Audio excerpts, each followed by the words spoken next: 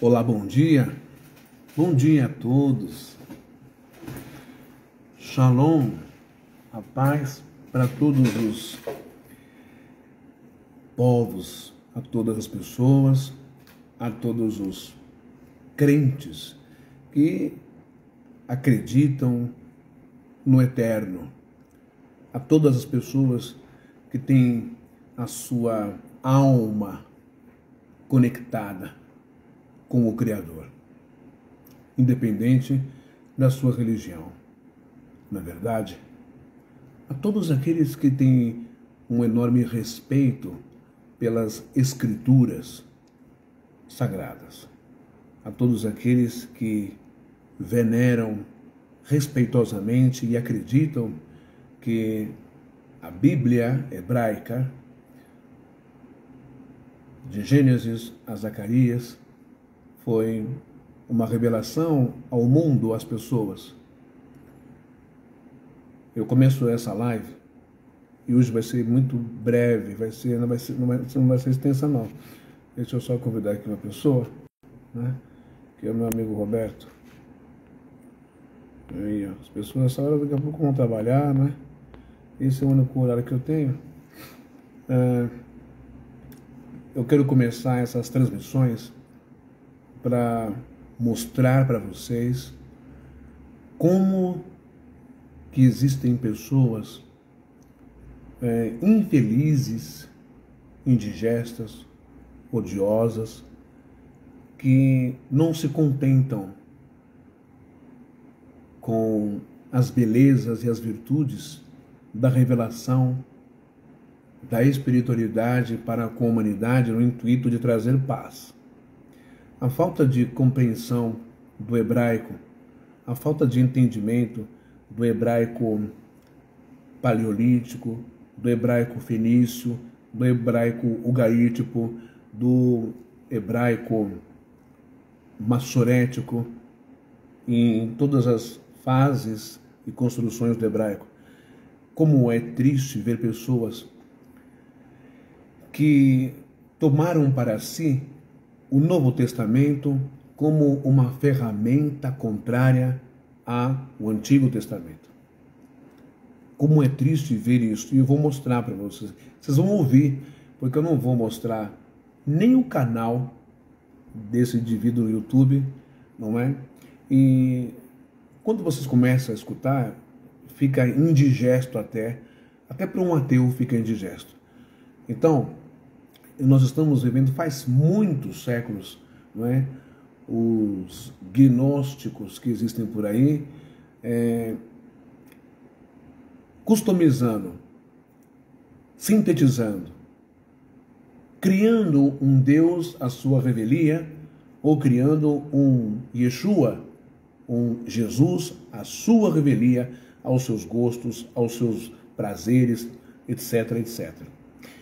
Eu começo essa transmissão, vai ser rápida, porque ainda hoje, quando eu estiver em casa, eu quero vir direitinho, com calma, e explicar sem ser interrompido, como eu fui lá no debate. A falta de compreensão, a ignorância, somada com a truculência, com a falta de respeito, com a falta de ética, né, do debate em que eu fui convidado, me fez sair do debate.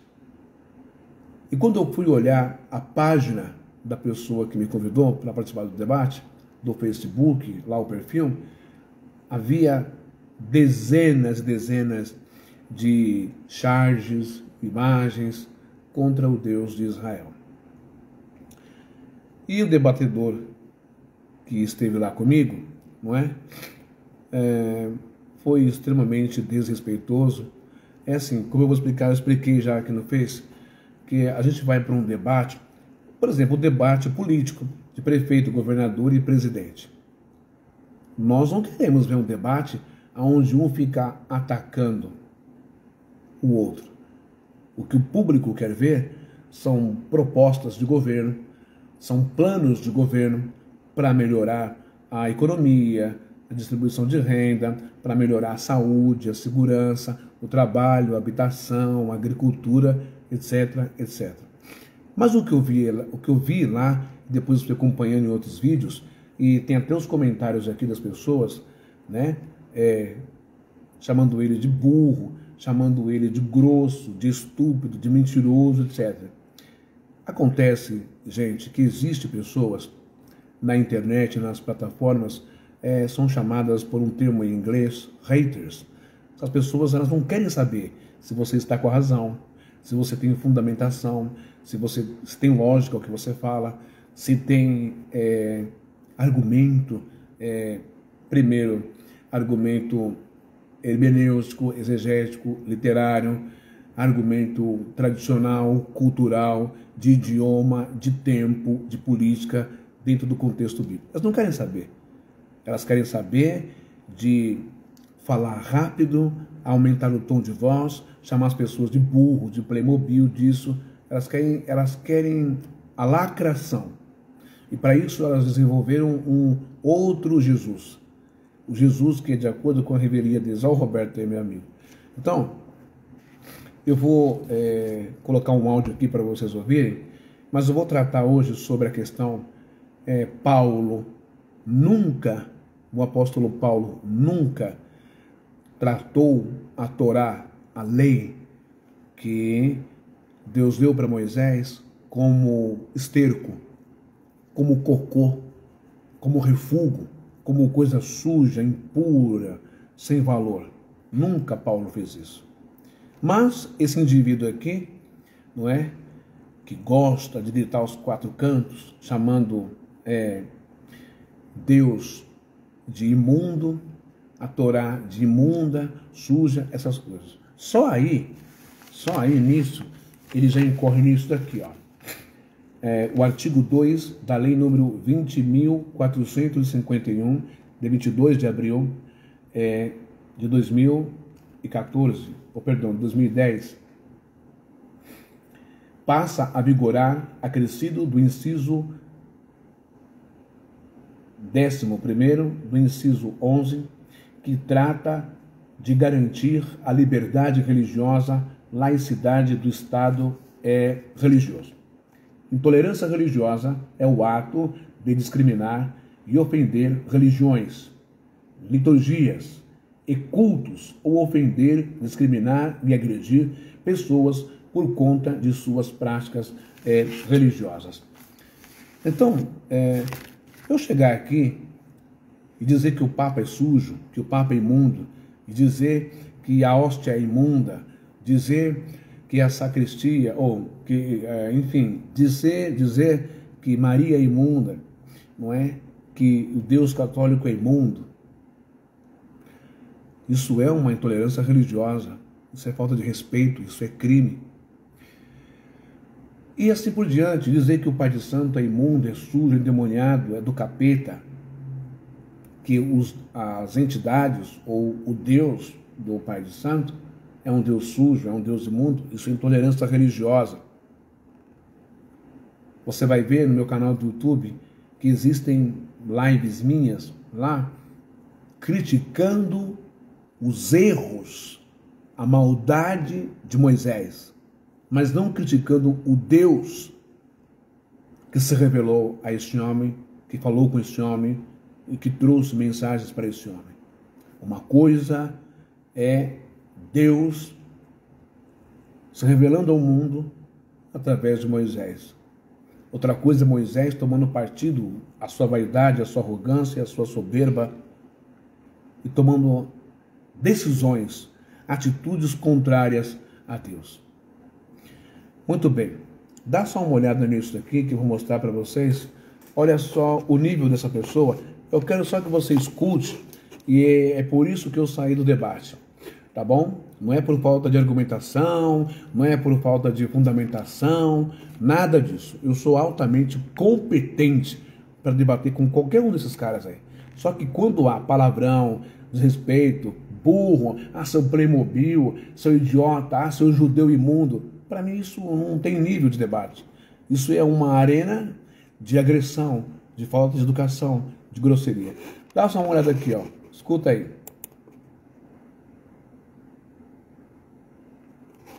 O problema todo o problema é.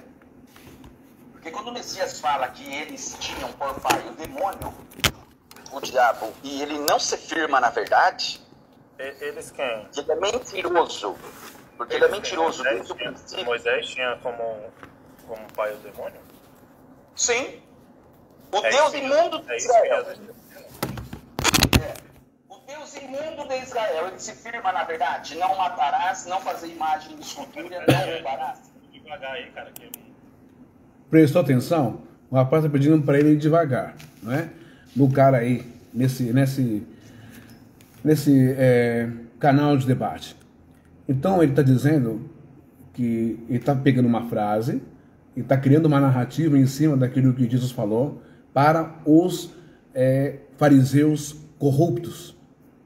Fariseus corruptos, líderes religiosos corruptos, perversos e maldosos. Ele está dizendo que Jesus disse que o pai deles é o diabo. Realmente, Yeshua ou Jesus falou isso. Só que o diabo aqui, que esse indivíduo aqui diz ser, não é. Não é o diabo de rabo e chifre, o Satanás do inferno, essas coisas. Quando Jesus diz que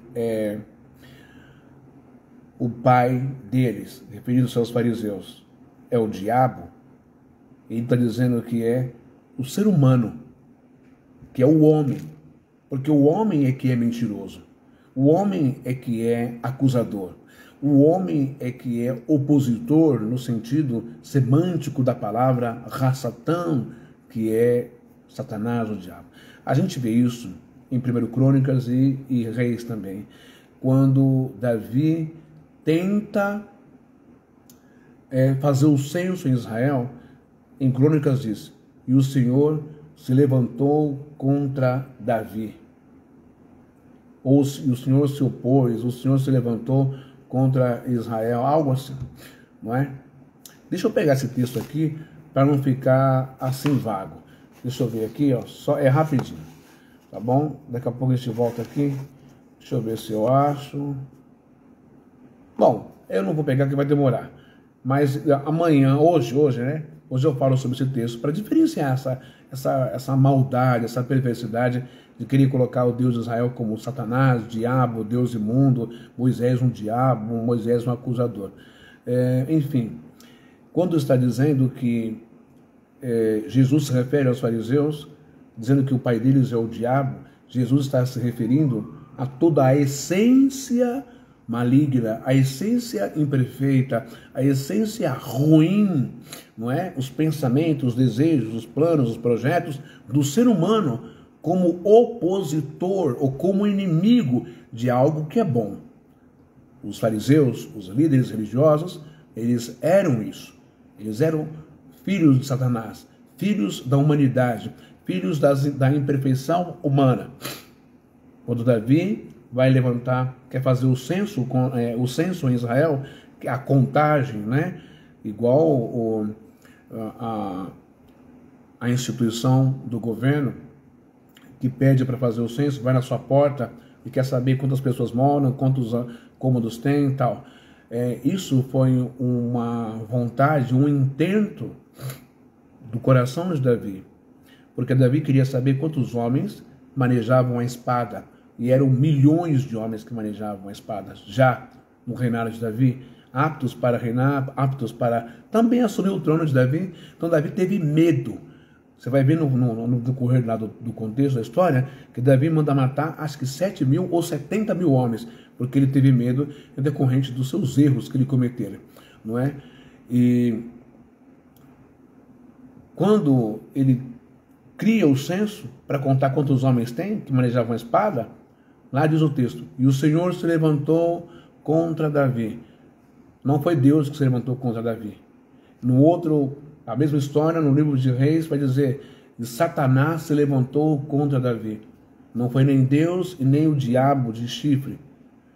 Foi a alma, o pensamento de Davi, que se levantou no que diz respeito à sua consciência. Foi um conflito que ele teve dentro dele, mas não um espírito maligno. porque o espírito maligno, Satanás, diabo, não existe. Mas esse rapaz aqui, não é?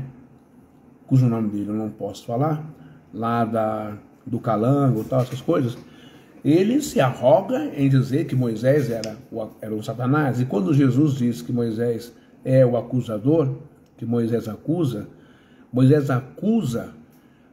quando se comete erro fora da Torá, quando se comete erro fora daquilo que foi passado por Deus para o povo de Israel. Então Moisés acusa, Jesus está certo.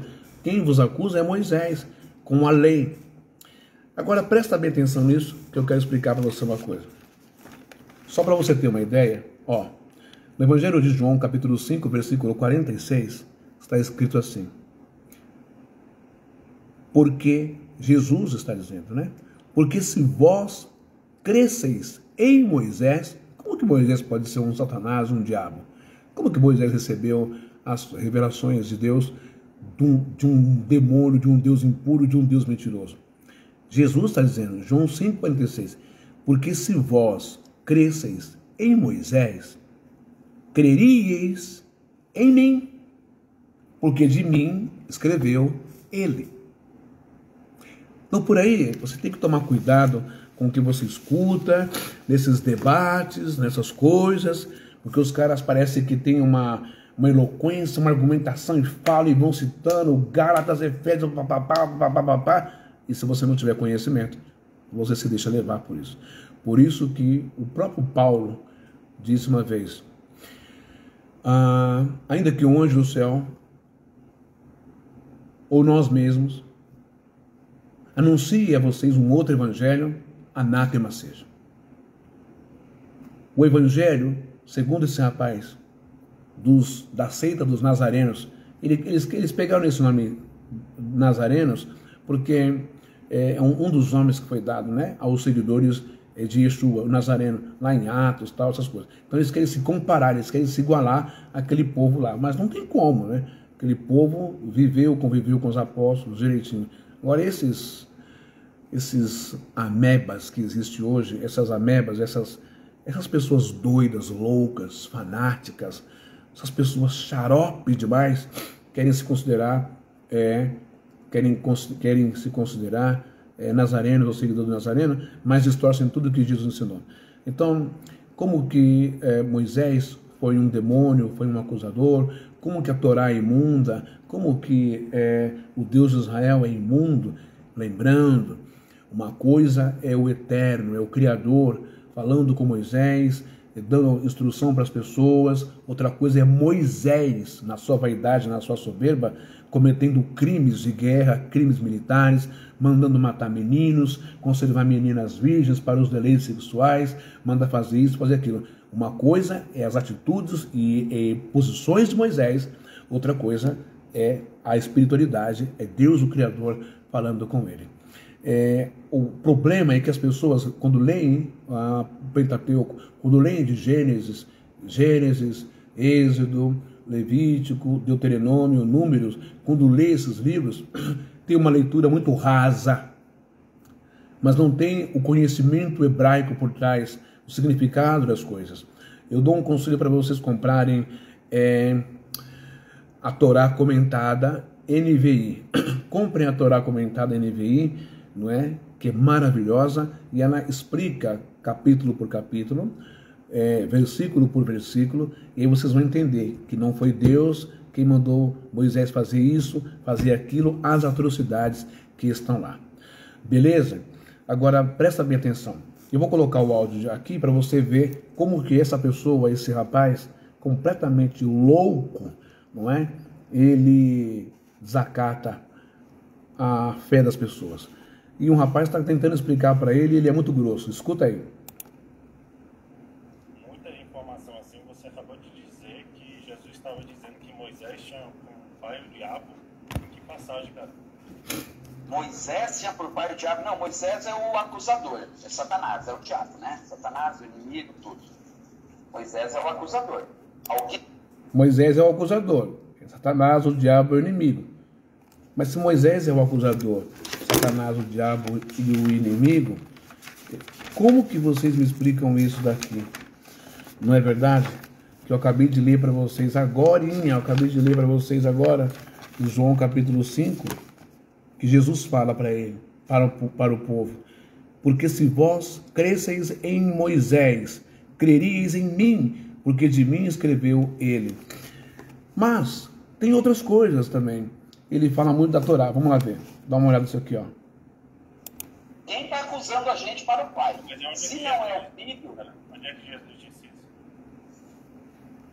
Apocalipse. Você não sabe Apocalipse? O acusador dos irmãos aqui na Terra? Você não sabe quem que é? Tu estava nos evangelhos, agora tu está indo para o Apocalipse. Como assim? Tu tem como pai o diabo, isso está lá nos evangelhos. O teu QI, você não consegue entender o que eu estou falando?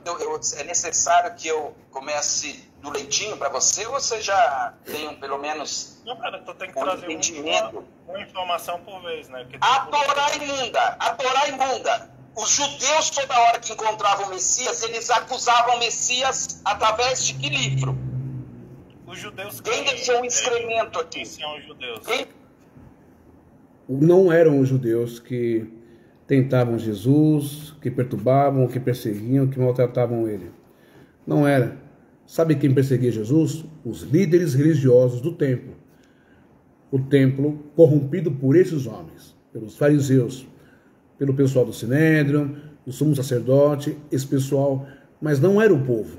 Ele quer colocar tudo num balaio só, como se o povo de Israel odiasse Jesus Cristo. Mas vamos lá. Quem deixou um instrumento de acusação aqui nesse mundo? Ed, Jesus era judeu. Judeus quem, cara? Porque assim... Jesus era judeu? Me prova que o Espírito Santo saiu de Judá. Viu? Como que eu vou ficar num debate com um indivíduo desse? Jesus era judeu? Ele tem, na verdade, isso é uma psicopatia que eu vou colocar aqui, é um ódio aos semitas, é um ódio aos judeus. Aí no final, quando eu saí do debate, depois eu fiquei observando um pouco, ele disse que ele é palestino, não é? Mas assim, nada contra os palestinos, nada contra os muçulmanos, nada contra a fé islâmica, nada disso. São pessoas que creem em Deus também, sabe? Tem tudo contra o Hamas, o Hezbollah, e as pessoas que usam a religião, vai usar a doutrina, a Sharia, vai usar o Alcorão para tentar justificar o seu ódio contra os judeus, o seu ódio contra os negros, o seu ódio contra os homossexuais, etc, etc, etc. E assim, mistura isso tudo, pega os ayatolás da vida, mistura tudo isso para fazer uma contextualização, uma narrativa de que fulano é o inimigo, os Estados Unidos é um satã, qualquer país que discorde da lei é satã. Isso isso que eu estou falando é uma crença maligna desenvolvida pelo Hezbollah, pelos jihadistas, pelo Talibã, mas isso não tem nada a ver com o Alcorão, não tem nada a ver com a Sharia, não tem nada a ver com a Torá. Então, homens como ele faz isso que você está vendo agora aí. É um negacionismo. Jesus não era judeu. Ora, se Jesus não era judeu, por que ele foi apresentado? Maria era da descendência de quem? Se não era de Judá, do rei Davi, como Yosef também. Maria é Miriam em hebraico, José é Yosef em hebraico, ambos descendentes da tribo de Davi, de Judá. Como que Jesus não era judeu? O que Jesus foi fazer no templo lá de Simeão e Ana, no templo, quando ela era profeta e foi apresentado a circuncisão, os rituais judaicos, a lei de Jesus? Aonde Jesus estava? Aonde ele estava? Jesus não estava, com todo respeito, nem dentro do Vaticano, nem dentro das igrejas evangélicas. Jesus não estava nem dentro da casa desse homem, da seita dele. Não. Jesus, com 12 anos, estava cuidando das coisas do seu pai, na casa do seu pai, que era o templo de Jerusalém, que estava lá. Então, como que Jesus não era judeu? Mas vamos ver o negacionismo para vocês verem a doentia desse rapaz. É Vocês têm que parar de pegar esses Playmobiles, moleques, Playmobiles, que falam que o Filho Altíssimo é divino. Vamos com calma, cara. Não precisa desse Na negócio. Torá, então tá bom, na Torá imunda. Na Torá imunda. O seu Deus. Tá, na Torá imunda. O seu Deus pode fazer o filho humano. Maria tinha descendente de quem, cara? Maria não era judia, não? Não era. A Galileia estava onde? Estava aqui no Brasil, era? Galileia, Judéia, São Paulo e Porto Alegre. É a mesma coisa. E Maria não era nem da Galileia. Ela era tipo nômade. Ela veio morar na Galileia. Mas vamos lá, a descendência de Jesus, ele não tinha uma tradição judaica, por que ele estava no templo lá seguindo o ritual judaico com 12 anos de idade? Em que momento? Em que momento? Qual passagem? Qual passagem? Jesus, quando estava finalizando os 13 anos de idade dele, ele não estava sendo apresentado seguindo o ritual judaico. Finalizando os 3 anos de idade, o Messias, ele se tornou Cristo. Com quantos anos foi o ministério dele? Ed, mas vamos se concentrar na questão de se ele era judeu ou não era, cara. Como é que ele não era judeu, seguindo o ritual judaico de apresentação, tanto quando nasceu, quando... Bom, tá bom. Aqui já deu para vocês entenderem, deixa eu mudar aqui, que esse rapaz aí que vocês ouviram o nome, o Ed, ele é um lunático. Ele não tem nada a ver com Cristo, independente se o judaísmo acredita que se Jesus era Deus ou não, era o Messias ou não, isso não é o foco agora.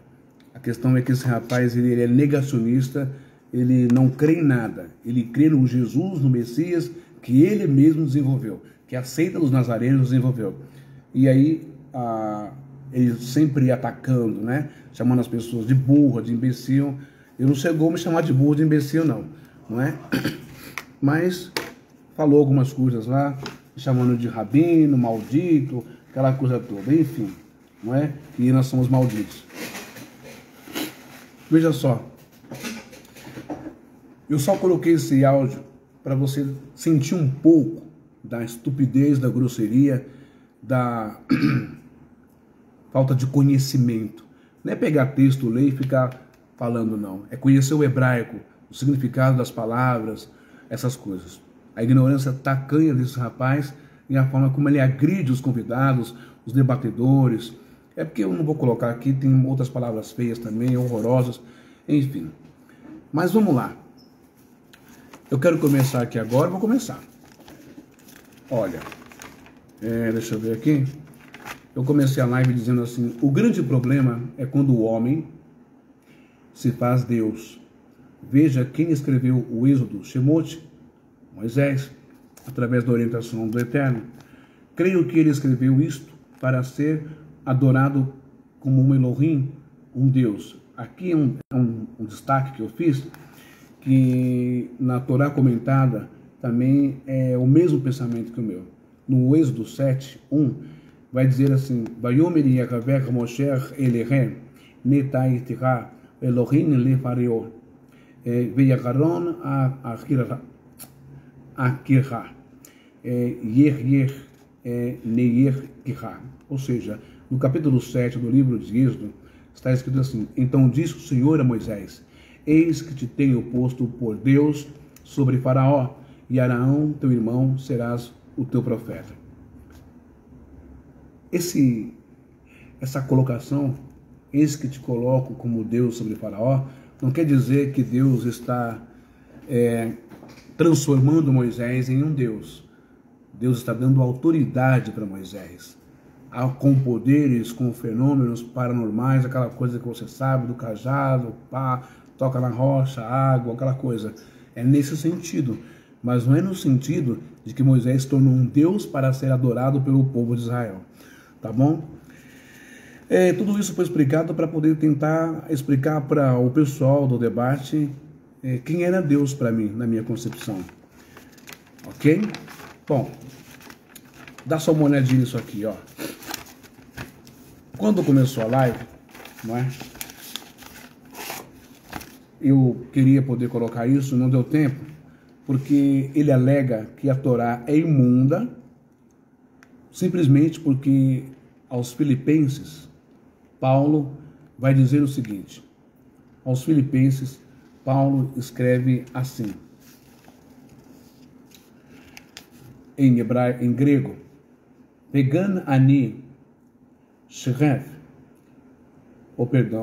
aqui está em hebraico, estou falando bobagem aqui, peraí. Deixa eu ver onde eu coloquei aqui, em grego, aqui, olha só, porque ela está escrito em grego, tá bom? Mas eu posso voltar a falar em hebraico também.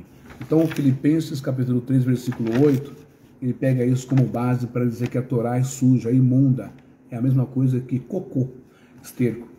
Mas não é nada disso que Paulo está falando. Olha só, em grego está alamen on gel kai regomai pantazemian einai dieto hyperikon ten gnosios Christon Ieson to kilion mondin hon tan panta ezemion ten kai egomai esquibala Rina Christon Querdensons. Ou seja, Paulo está dizendo assim, mas ao que era para mim lucro, presta atenção, mas o que era para mim lucro, tive-o como perda por amor de Cristo. O que era lucro para Paulo? Lucro para Paulo era a mesma coisa que o Edir Macedo faz hoje. Era a mesma coisa que o Valdemiro, o R.R. Soares faz hoje. E que essa cambada, essa turma que o Malafaia faz hoje. Era usar do conhecimento, da autoridade, do poder, da riqueza. Ele usava a crença, ele usava a Torá. Ele usava a Torá para enriquecer. Mas não que a Torá era imunda. Vamos continuar aqui. E também as conquistas, poder financeiro, mordomia, casas, ser respeitado, ser temido, né, como, vamos supor, um cardeal hoje em dia, né, muito temido, com segurança, com carro blindado, enfim, aquela coisa, morar em palácio, aquela coisa toda. E ele tirava lucro fazendo-se passar por um fariseu muito respeitado, um delegado, não é? Para impor lei e medo às pessoas. Tudo, mas o que era para mim lucro, tive-o como perda por amor de Cristo. Mas ainda, tudo considero perda pela excelência do conhecimento de Cristo Jesus, meu Senhor. Por ele perdi tudo, e tudo tenho como esterco. Ele fala que pelo amor, pela excelência, pela revelação, pelo encontro que ele teve com Jesus, ele perdeu tudo. Perdi tudo, e tudo tenho como esterco. Ele perdeu a Torá? Não. Ele não perdeu a Torá. Ele perdeu tudo o quê? Mordomia, cavalo, cavalo, ele perdeu camelo, ele perdeu casas, móveis, grana, respeito, colocação, cargo. É isso que ele perdeu. Não é a Torá. Perdi tudo e tudo tenho como esterco para ganhar a Cristo e ser achado nele, não tendo como minha justiça aquela que vem da lei, mas aquela pela fé em Cristo, aquela que vem de Deus e se apoia na fé, para conhecê-lo, conhecer o poder da sua ressurreição e a participação nos seus sofrimentos, conformando-me com ele na sua morte, para ver se alcanço a ressurreição entre os mortos. Então não é a Torá. Aqui o Paulo está destacando, não é? Que é como Jesus disse: sabei, pois, o que significa misericórdia quero. Não adianta você ser justo, não adianta você usar a lei, ser implacável, incisivo. Lei, justiça sem misericórdia não funciona, vira ditadura. Entende? Então isso ele encontrou em Jesus. Como que ele encontrou em Jesus? nas histórias, ou talvez como testemunha de ter visto lá, como um fariseu ali, vendo a questão da mulher adúltera que ia ser apedrejada, morta, não é, perante aquele povo, e Jesus pergunta para eles: quem não tem pecado, atire a primeira pedra. E Jesus pega e eles caem fora, e eles dizem: onde estão os seus acusadores? Ela não vê ninguém, foram embora. Então, se eles não te acusaram, não te mataram, tampouco eu te matarei. Então, as atitudes de Jesus, não é? O amor divino de Jesus mudou o coração de Paulo, depois que ele também teve uma visão, esse encontro aí chocante na estrada de Damasco com Jesus Cristo. Ok? Então por aqui você vê. Em hebraico está assim: Vegan anine Christian entre Hakol Leheseron Leumat Maalat da Yeshua Hamashia Adonai Asher Ba'avuro Kiseret et Nafesh Mikal Elech Vaishereven Liserin Leharevin Yar et Hamashia o Leshmatse Vo, que é a mesma coisa que eu acabei de ler agora para você aqui. Então a palavra aqui, esterco, em hebraico é Liseri. Liseri quer dizer lixo, imundícia. Agora, em grego, essa mesma palavra, ela significa skabala, que quer dizer refúgio, escória, ralé, rejeitado, desprezado, desqualificado, etc. Agora, vamos entender. Isto, então, vamos entender, Paulo não está em hipótese alguma tratando ou considerando a Torá, a lei, o sagrado do templo, como esterco, como refúgio, como coisa desprezível. Veja através do enunciado do texto o que Paulo está expondo a ser público. Alvo é que ele tinha muito orgulho do seu status pessoal. O que ele está tratando como esterco é o status pessoal dele, a grana, o dinheiro, a posição e o seu coração ruim, corrupto. A sua vaidade, oriunda do ser em destaque pessoal perante as pessoas, e eram muitas pessoas. O seu egoísmo, a sua avareza, ele se dizia muito zeloso da Torá e da tradição de seus antepassados e mestres. Muito bem, pelo povão ele era bem visto, mas aos olhos do Eterno, ainda não. Ainda faltava muita coisa para ser corrigida nele. Após sua conversão, todo esse zelo, sem entendimento, foi reputado por Paulo como sendo uma perda. Todo esse zelo pelas coisas materiais. Ok? Daqui a pouco eu vou encerrar. Pelas mordomias, como a gente vê hoje os políticos aí. Como muitos de vocês que leem, estudam as Escrituras e se arrogam em um conhecimento supérfluo, eu me dirijo a vocês aí dos nazarenos, que é seguidor aí do Ed, supérfluo, pífio, subentendido, a rebelião com um tom e cunho antissemita, em querer forçar Paulo a ter considerado a Torá imunda e o Eterno também imundo, como o vejo aqui, vocês acabaram de ver, atacando aqueles que nem seguem a Torá, mas têm o que você não tem: respeito pelo povo judeu, respeito pelas escrituras hebraicas, respeito pela Bíblia, respeito pelo então Velho Testamento. Essa narrativa foi desenvolvida por católicos após os concílios de Constantino, Inquisição e depois de Martinho Lutero, com a Inquisição luterana em sua carta aos alemães contra os judeus. Muito bem, e eu quero ler aqui, só para vocês terem uma ideia, esse diálogo, essa fala de que o Deus imundo, né? O Deus imundo de Israel, a Torá imunda. Dá uma olhadinha nisso daqui, que essa aqui eu vou fazer questão de mostrar. Deixa eu ver. Isso aqui eu posso mostrar. Vou mostrar aqui para vocês. Opa, deixa eu baixar lá. Ó, vou baixar assim para vocês poderem ver. Dá uma olhadinha ali, ó. Opa. Dá uma olhadinha nisso aqui. Tá vendo isso aqui? Ó, 539 anos de Martinho Lutero. As polêmicas antissemitas. O que é antissemita? Que é contra judeu. Do monge protestante. Em tratado, cadê aqui? Ó, em tratado de 1543, teólogo defende a perseguição de judeus, prática que serviu de inspiração por nazistas durante a Segunda Guerra Mundial. Vocês pensam que é brincadeira?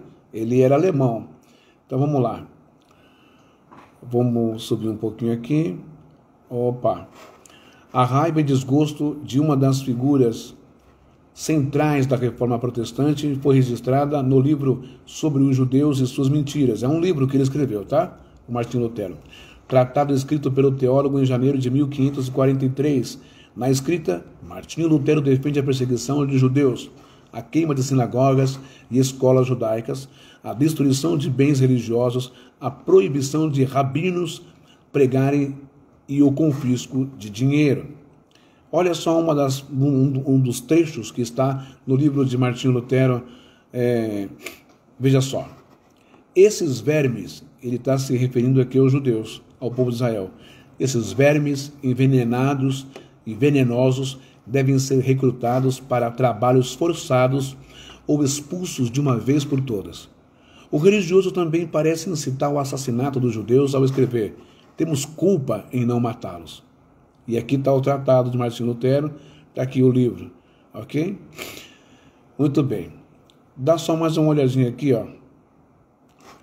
Ele vai dizer assim: no tratado, Lutero diz que aqueles que aderem ao judaísmo devem ser considerados como sujos e que eles são cheios de fezes do diabo, que chafurdam como um porco. O protestante também afirma que a sinagoga é um prostíbulo incorrigível. Queimem suas sinagogas, diz Martinho Lutero no seu livro. Negue a eles o que disse anteriormente. Force-os a trabalhar e trate-os com toda a sorte de severidade. São inúteis. Devemos tratá-los como cachorros loucos para não sermos parceiros em suas blasfêmias e vícios e para que não recebamos a ira de Deus sobre nós. Eu estou fazendo a minha parte, diz um trecho da obra. E aqui tem uma ilustração dele, né, citando lá o povo. Resumindo, caros príncipes e nobres, e se dirigindo agora às autoridades, né, da antiga Germânia, da Alemanha, da Europa. Resumindo, caros príncipes e nobres que têm judeus em seus domínios, se este meu conselho não vos serve, encontrai solução melhor para que vós e nós possamos nos ver livres dessa insuportável carga infernal, os judeus. Vocifera em outra passagem.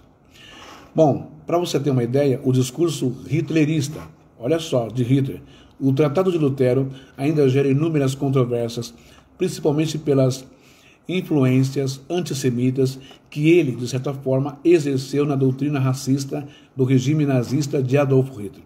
Durante a Segunda Guerra Mundial, cópias do livro foram exibidas pelos alemães em comícios e reuniões em Nuremberg. E o consenso acadêmico predominante é que o livro teve um impacto significativo no Holocausto. Julius Streicher, editor do jornal nazista Der Stürmer, descreve a obra como o tratado mais radicalmente antissemita já publicado. Embora Lutero se rebelasse contra a autoridade religiosa, poderia ser extremamente intolerante com quem dele discordasse em assuntos religiosos. Possivelmente foi devido, em parte, à sua intolerância, o fato de as guerras religiosas terem sido mais ferozes e sangrentas na Alemanha do que, digamos, na Inglaterra. Além disso, Lutero era feroz antissemita, ele odiava os judeus, tendo talvez a extraordinária virulência de seus escritos sobre os judeus preparado o caminho para o advento de Hitler na Alemanha do século XX, explica o historiador Michael E. Hart.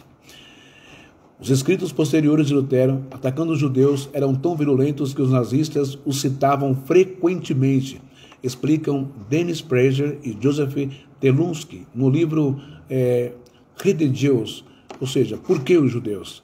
Em tradução livre. E aí vai indo aí, ó. Está vendo as coisas? Bom, aqui já deu para você entender o que eu queria passar, não é? Agora volta para cá. Então, é muito perigoso, que eu quero deixar para vocês aqui, é muito complicado quando você escuta narrativas, elucubrações, tergiversações, associações, não é? Chamando o Deus de Israel de imundo. Isso poderia ser com qualquer outro povo, qualquer outra religião, como os católicos também fizeram contra as entidades da Umbanda, do Candomblé, de matriz africana, chamando-as de demônios do inferno, espíritos de negros sujos. Aí começou a chamar os negros de preto sujo, de demônios, disso, coisa horrorosa, satanismo, e deu no que deu. A Igreja Católica também começou com a Santa Inquisição, com ódio aos judeus, depois Martinho Lutero, o protestante, com ódio aos judeus, e também com ódio dos negros, da religião dos negros e tal. Isso é muito perigoso. Quando você escutar uma pessoa falando que o Deus dos judeus é um diabo, os judeus são sujos, são imundos, como eu mostrei as figuras das charges, o careta, né, referindo-se ao tempo do nazismo na Alemanha, onde eles desenhavam os rabinos com barba comprida, chapelão, o chifre, rabo, segurando tridente, e os judeus como ratos. Então, estamos num período muito sensível em decorrente da guerra na Palestina e em Israel, onde qualquer coisa que você fale pode espalhar, né, como um vírus no tocante. É mesmo, olha o que estão fazendo lá. Eles não são os judeus, não são os hebreus, não são os israelitas, não são os cidadãos das famílias que moram em Israel. Não são os crentes em Yahvé, com todo respeito, o Adonai, bendito seja. Não são os crentes, os judeus.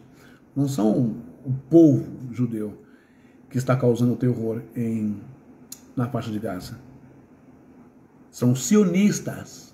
Sionistas não tem nada a ver com os judeus. Sionistas são judeus, mas os sionistas são aqueles que usam a política, fazem a manutenção, manobra, a manipulação política em Israel. Os sionistas são racistas. Os sionistas não gostam de negro, sabe? Os sionistas não gostam de ninguém. Os sionistas que incentivam e que estão por trás da política de Benjamin Netanyahu em Israel. São eles que estão matando, né, junto com Benjamin Netanyahu, crianças inocentes, idosos, pais de família palestinos. Não é o povo judeu, entende? Mas o mundo acredita nos ventos tortos, nas tempestades que vêm pela marketing, publicidade, pela televisão, por isso, por aquilo, não é? E por pessoas que já odeiam os judeus. Ficou claro isso? Então, quando você vê homens como esse, chamando o Deus de Israel de Satanás, o Deus imundo, a Torá imunda, você tem que ficar esperto. Você nem deve ouvir mais. É um conselho que eu te dou. Chega a ser indigesto. Olha, gente, o mundo está tão cruel, está tão cheio de ódio, não é? Que intolerância religiosa nesse momento, intolerância étnica nesse momento, não é a salvação, a saída. Nós precisamos de união, de paz, de amor, todo mundo se unir para a paz mundial. Sabe? Eu acho interessante isso. Eu vou mostrar uma coisa aqui para vocês agora. Olha que legal. Veja só isso aqui. Gálatas 6, do 11 ao 17, e Gálatas 1, 10. O grande sábio e teólogo judeu Davi Stern diz assim que Shaul, que é o nome dele em hebraico, o apóstolo Paulo, estava seguindo todas as regras conforme aprendera. Contudo, o seu coração estava cheio de ódio, de orgulho, o qual excluía a confiança, uma vez que esta demanda, que é o oposto do orgulho. Entretanto, esta confiança é a primeira exigência da Torá, e isto faltava a Paulo. Portanto, ele de forma alguma era irrepreensível, não é? Quanto à justiça requerida na Torá, como ela é de fato, mas que agora considera desprezível o seu orgulho por elas. O seu orgulho lhe deixou cego. O orgulho de ser status lhe deixou cego. E esta cegueira lhe fez pensar que ele era realmente irrepreensível quanto à Torá. Ele não era totalmente humilde e não era totalmente irrepreensível. Somente quando conheceu Yeshua, deixando de ser perseguidor para ser perseguido por causa do Mestre de Nazaré. Não basta dizer que pratica a Torá, os mandamentos dela, para tentar agradar os outros. Porque quando uma pessoa pratica a Torá, ela é iluminada no saber e na bondade. E vê-se, não é, luz nessa pessoa. Pois o orgulho, a maldade, a vaidade, a autoconfiança não toma contra a pessoa. O que não era o caso de Paulo quando fariseu. Era falso. Ele vivia apenas o exterior, o legalismo. Esta aparência de santidade estava impedindo de ver Yeshua. E é exatamente por ter enxergado Yeshua quem realmente era e ter passado a ser seu discípulo que ele exclamou, está em Filipenses 3,7, mas por causa do Messias. Todas as coisas que para mim antes eram lucro, eu agora as considero como perda. Paulo não estava lançando palavras de desprezo à Torá, e sim lançando palavras de desprezo para a maneira de como ele dizia, não é? Que praticava a Torá. Pois a maneira que ele pensava estar correta, na verdade não era correta. Ele somente aprendeu como guardar os pensamentos da Torá adequadamente através de Yeshua, de Jesus, o qual circuncidou o seu coração. Paulo não estava atacando a Torá, e sim a sua própria maneira de praticar os mandamentos, pois quando ele falou da Torá em si, disse que ela era como que esse rapaz aqui, o Ed, tem a coragem, a desfaçatez, a maldade, a mentira de dizer que Paulo atacou a Torá chamando ela de esterco. Romanos 7,12, olha o que Paulo fala, em grego. Ele diz assim, Ronsted homen nomos adios, kaihen entolen adjakai, diskaiakai agatem. Paulo está dizendo, por conseguinte, a lei é santa, e o mandamento santo, e justo e bom. Como que ele ataca a Torá? Ele é esquizofrênico? Com todo respeito, ele se contradiz? Ele é desmemoriado? Não.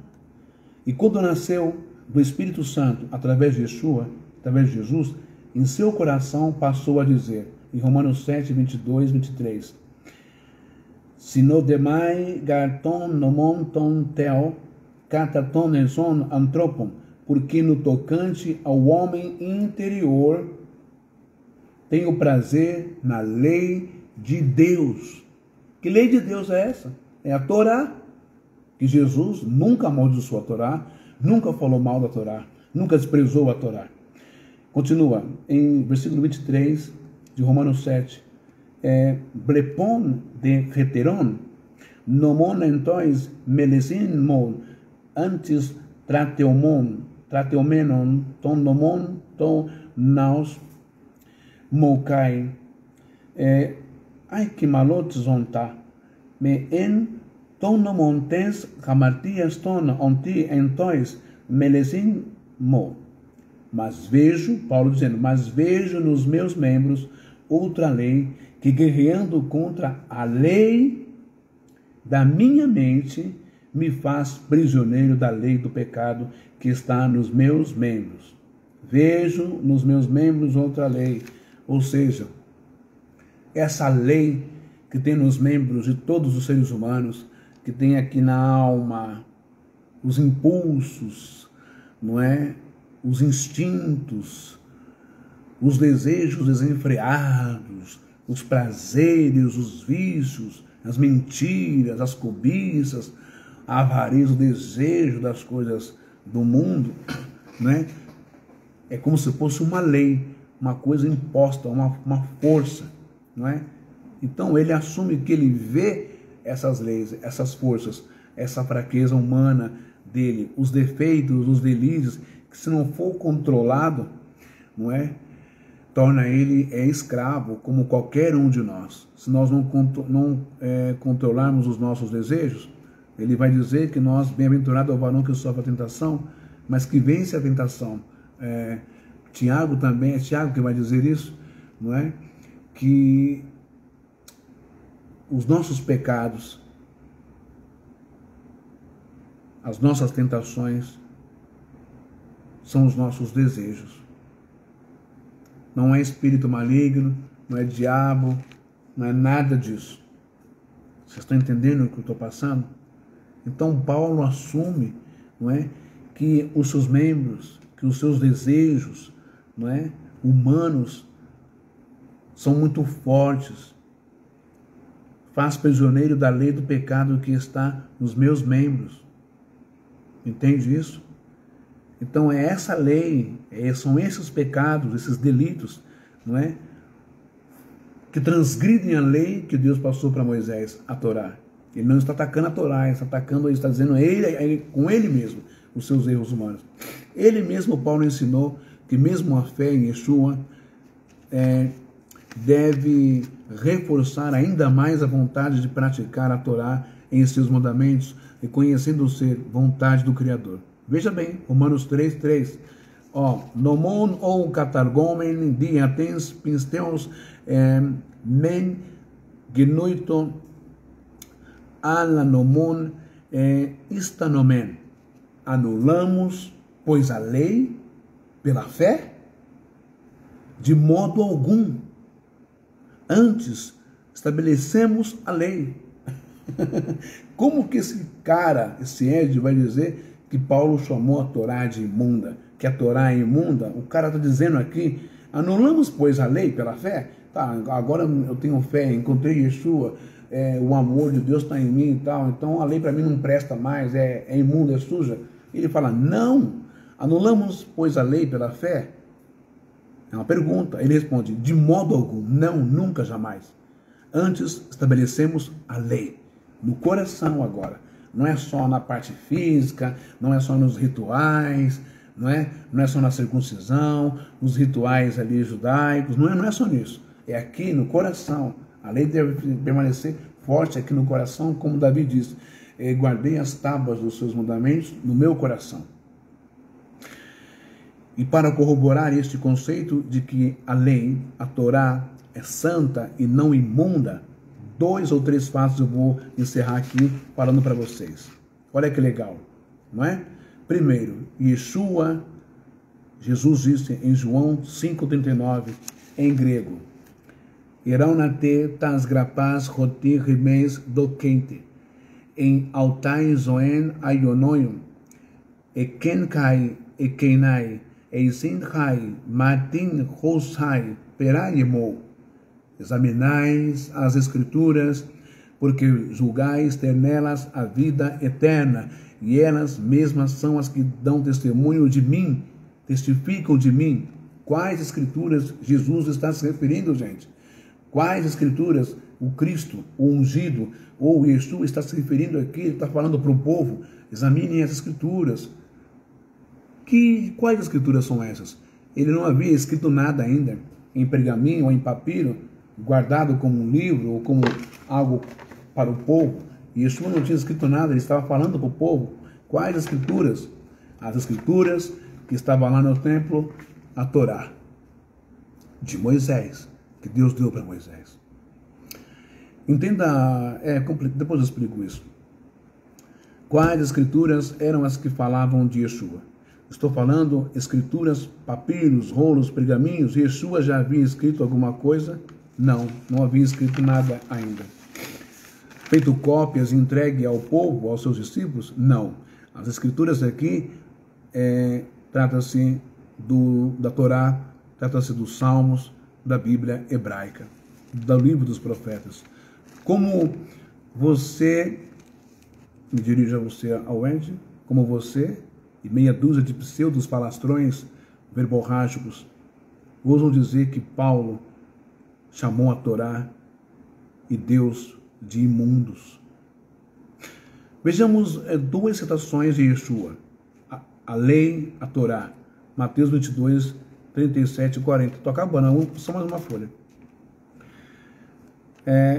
Mateus 22, 37 vai dizer assim: Rodem pen autom agapensens kirion ton teon.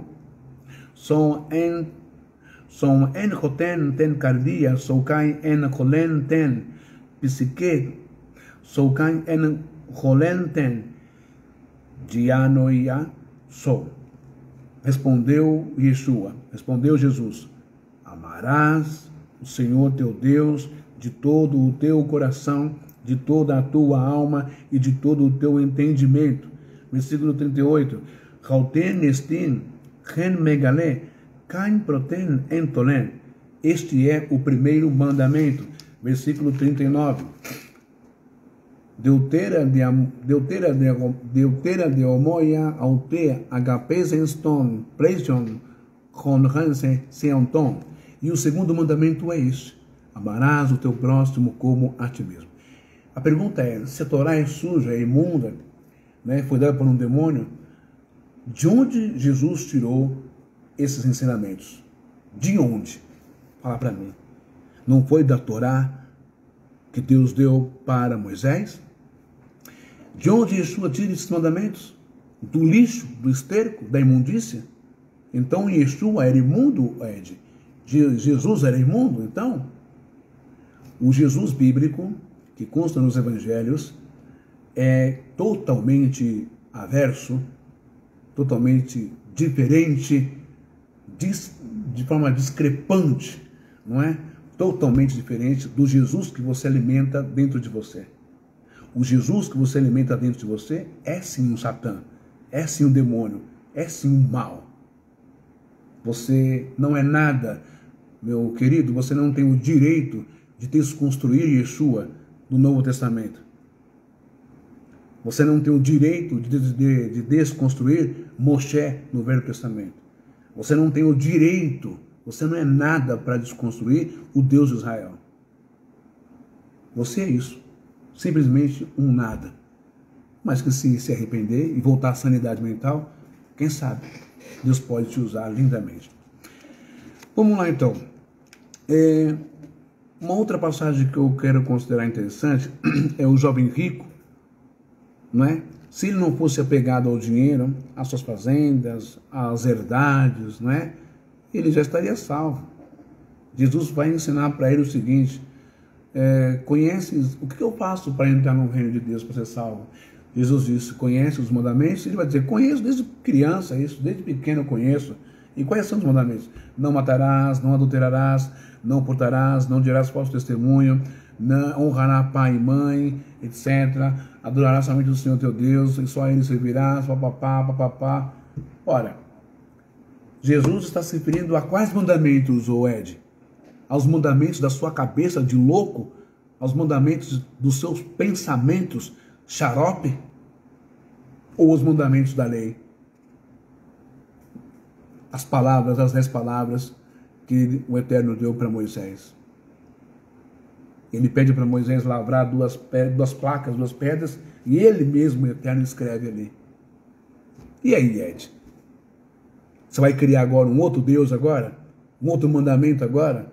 Existe quem agora? Um outro Moisés? Existe um outro Jesus agora? Um outro Deus? Complicado, hein? Isso está Marcos 10, 19 e Lucas 18, 20. Ele novamente cita os mandamentos da lei da Torá ao jovem rico. Como ficar desvalorizando a lei que o próprio Yeshua valoriza? Quem tem mais valor, relevância, importância, não é? Aquele que morreu na cruz, ressuscitou, Yeshua ou Paulo? Para vocês que são cristãos, que acreditam piamente que Jesus é o único Filho de Deus, quem tem mais valor? Yeshua ou Paulo? Até o povo judeu sabe que Yeshua tem mais valor do que Paulo, que se contradiz várias vezes. Mas esse povo é seguidor, não são seguidores de Paulo, não, né? São seguidores do egoísmo deles, da xaropada deles, não é? E Jesus, ele nunca abalizou, ele nunca fez manutenção, nunca incentivou a escravidão. Mas Paulo e Pedro, sim. Em 1 Pedro 2,18, diz: servos, sejam obedientes ao Senhor de vocês com todo o temor, e não somente se ele for bom e cordial, mas também se for mau. Olha isso. E Paulo escreve aos Efésios 6,5 a mesma coisa, não é? Que as pessoas devem seguir os seus senhores, os escravos, mesmo sendo eles maus. Então, por hoje eu encerro aqui e deixo aqui essa minha contestação, essa minha posição, que não deu tempo de falar lá no debate, tamanha espírito de porco e grosseria desse cara chamado Ed, que se autoproclama ser da seita dos nazarenos. Você não é da seita dos nazarenos, nem aqui, nem no raio que o parta. Você é da seita dos idiotas. Você é da seita dos jumentos. É até uma ofensa chamar você de jumento, porque o jumento é um animal de Deus, bonitinho e inteligente, né? Você é da seita dos trouxa. Se você tem a oportunidade de falar alto, grosso, mandar as pessoas calar a boca, chamar as pessoas de burro, de Playmobil, de idiota, de moleque, essa média sua você faz só aí nesse streaming aí, nesse lugar de debate onde você reina aí. O teu palco, a tua luz é só aí. E se você olhar nos comentários, tem centenas de pessoas que estão entojadas, enojadas de ver você. Agora, eu não vou perder meu tempo com debate. Sabe por quê? Porque está escrito também. Se não me engano foi Paulo que escreveu, ou Timóteo, não vou lembrar agora, mas diz que as escrituras, elas não foram feitas para ficar se debatendo em confrontos loucos, doidos, essa coisa toda, para ficar se agredindo. Não. Sabe o que você devia fazer, Ed? Faça que nem eu.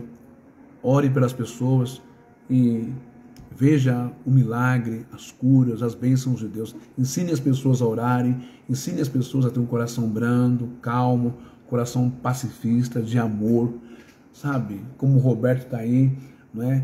A mamãe dele sofreu um acidente em casa, ficou muito ruim, não é? Teve a bacia quebrada e outras coisas, e, enfim, fraturou, rachou. E eu sou da saúde, eu sei que em muitos casos de idosos, quando quebram a bacia ou o fêmur, demora, as pessoas ficam até mancando, às vezes, né? Faz cirurgia, às vezes não resiste à cirurgia, perde muito sangue. E em nossas orações, no grupo Rosa de Saron, Ed, não é? Essa senhora aí, ela foi, como eu posso dizer, não é? Oh, bom dia. Ela foi assim, agraciada. Posso até dizer, um milagre. Sabe o que é milagre? Sabe o que é Deus responder a oração? Esse Deus que você chama de imundo, essa coisa toda, respondeu a nossa oração, a minha oração, a oração do Roberto, não é? E em um mês, o prazo que se dá para colar um osso é de 3 meses, 6 meses, dependendo do lugar, da situação, da pessoa, da fragilidade, da imunidade, não é? Um mês, né? Para colar um osso. Depende do osso que quebra, aqui no braço, as coisas. Mas ela quebrou a bacia, ela é idosa, dores latentes, aquela coisa, não é? Em menos de um mês, um mês, ela foi no médico agora, dentro das condições de menos dor. O osso dela está colado. Quem colou o osso dela? Quem fez essa bênção, essa cura? Então é isso que eu acho que nós devemos fazer. incentivar as pessoas a crer, a rezar, passar palavra positiva, ajudar as pessoas a se libertar das suas dores, dos seus traumas, de suas depressões, ajudar, ensinar a pessoa a auto-se curar através da oração, pedir auxílio de Deus, dos anjos. Eu acho que o mundo precisa de paz, cara. O mundo precisa de amor, sabe? O mundo não precisa de ódio, de incentivo contra judeu, contra muçulmano, contra negro, contra candomblé, contra católico, contra evangélico. Não, o mundo não precisa mais disso. O mundo precisa de paz. E eu termino essa minha live desejando paz a todos vocês. Se vocês acharam interessante, por favor, vocês podem compartilhar aí essa live, tá bom? E eu vou tentar colocar essa live no meu canal do YouTube. Tá? Inscrevam-se no meu canal do YouTube, sejam bem-vindos lá, Reflexões da Alma. Ou eu vou colocar aqui agora, quando eu sair, eu vou colocar o link, aí vocês se inscrevem lá e compartilhem, tá bom? A gente precisa de paz. Se possível for, tende paz com todos os homens. Excelente dia para todos vocês, Deus abençoe a todos, saúde na sua casa, vida longa, longevidade, trabalho, dinheiro, felicidade, harmonia no lar, entre pai, mãe, filhos, tudo de bom. Até a próxima live. Obrigado, Ricardo Carlos. Obrigado, Paulinho. Obrigado, Roberto.